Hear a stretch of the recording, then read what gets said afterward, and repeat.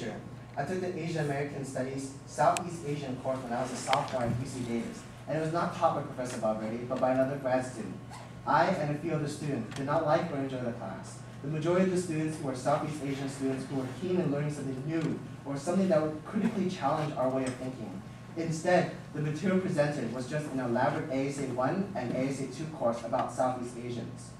However, upon hearing from other students about Professor Valverde's keen interest in Southeast Asia and the presentation of ideas about transnationalism and the diasporic movements of people from a critical perspective, to be frank, made me very jealous. I felt I had been gypped. I am a Southeast Asian student here at UC Davis, and I would have preferred something that would have changed my focus, something that would have readjusted my lens about my people's history.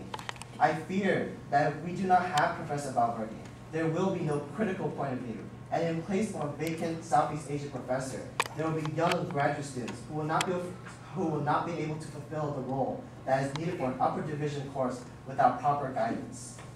It is not my intention to talk badly about graduate students who are still growing and learning, but the point I am talking about is the fear that an important course will become taught by anyone with an Asian background. Professor Valverde is a deeply invested member in the Southeast Asian community. She has the experience and the passion to be a professor here at UC Davis for the ASA department. In fulfilling the roles that was expected of her as a professor, it remains unclear as to why she was denied tenure. I have yet to hear anything concerning these questions. Sometimes,